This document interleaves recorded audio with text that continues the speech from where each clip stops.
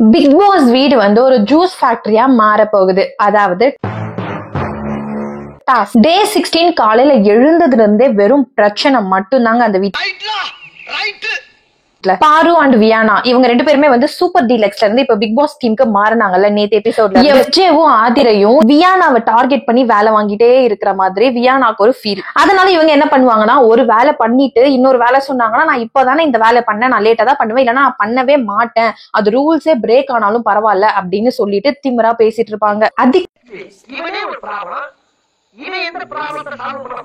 கேட்ட மாதிரி எஃப்ஜேவும் ஆதிரையும் விடாம கனி கிட்ட போய் கம்ப்ளைண்ட் பண்ணிட்டு இருப்பாங்க. ஏன்னா வியானா வந்து சூப்பர் டீலக்ஸ்ல இருக்கும் போது எஃப்ஜே நிறைய வேலை பண்ணி கொடுத்திருக்காரு, அதனால நீ ஏன் நான் சொல்றதெல்லாம் ப்ராப்பரா பண்ண மாட்டேன் அப்படின்னு சொல்லிட்டு சண்டை போட்டுட்டு இருப்பாங்க.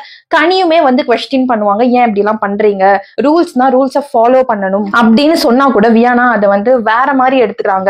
எப்படின்னா கனி வந்து அவங்களை டார்கெட் பண்ற மாதிரி அவங்களுக்கு ஒரு கருத்து இருக்கு. ஏன்னா டே 1ல இருந்தே வந்து கனி நிறைய நாமினேட் பண்ணது வியானாவை தான், நமக்கே தெரியும். சோ அதனாலே வந்து வியானாக்கு எப்படின்னா கனி வந்து என்ன மட்டும் தான் நிறைய குவெஸ்டின் பண்ற மாதிரி அப்படின்ற மாதிரி அவங்களுக்கு ஒரு அதுக்கப்புறம் பாரு சூப்பர் டீலக்ஸ்ல போடுற குப்பையெல்லாம் என்னால எடுக்கவே முடியாது, என் கை வச்சு எடுக்க முடியாது அப்படின்னாங்க. அப்போ இத்தனை நாளா விக்கல்ஸ், விக்ரம், கலையரசன் இவங்க எல்லாமே அந்த வீடை கிளீன் பண்ணும்போது இவங்க குப்பை போட்டுட்டு தானே இருந்தாங்க. அதை கேட்கும் போது ஒவ்வொருத்தவங்களுக்கும் ஒரு ஒப்பீனியன். சிலவங்க அதை கை வச்சு எடுப்பாங்க, நான் எடுக்க மாட்டேன் அப்படின்னு.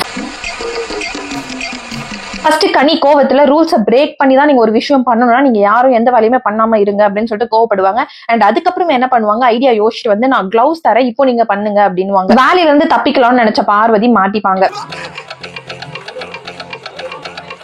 பார்வதி ஒரு கருத்தை சொல்லியிருப்பாங்க, அதாவது வந்து எங்க வீட்டுல வந்து குப்பையெல்லாம் நாங்க எடுத்துட்டு போய் கவரோடு எடுத்துட்டு போய் நாங்க தான் போடுவோம், நாங்க வந்து மெய்டு கிட்ட எல்லாம் கொடுக்க மாட்டோம் அப்படின்னு சொல்லியிருப்பாங்க. தயவு செய்து அவங்க வீட்டுல வேலை செஞ்ச யாராச்சும் ஒருத்தவங்க இதை பாத்தீங்கன்னா கமெண்ட்ல சொல்லுங்க, உண்மையாவே அவங்க அப்படிதான். நானு ஏன்னா அவங்களே அந்த வேலையை செஞ்சுக்கிறவங்களா இருந்தா அவங்க என் வீட்டுக்கு வேலையாட்கள் வைக்க போறாங்கன்னு எனக்கு தெரியல.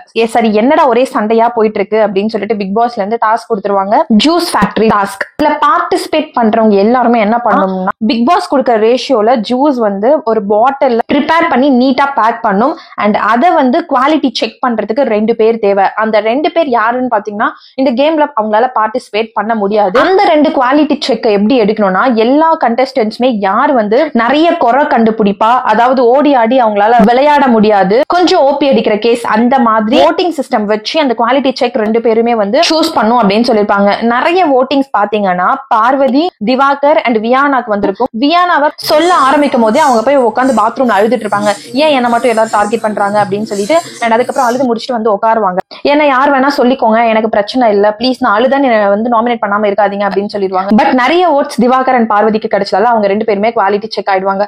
பார்வதி இந்த இடத்துல ஒரு கேள்வி கேட்பாங்க, ஏன் என்ன பார்த்தா வந்து சோம்பேறி மாதிரி உங்களுக்கு தெரியுதா, என்னால ஓடி ஆடலாம் விளையாட முடியாதா டாஸ்க்ல அப்படின்னு. அண்ட் அதுக்கப்புறம் பாத்தீங்கன்னா டாஸ்க் ஆரம்பிச்சிடும்.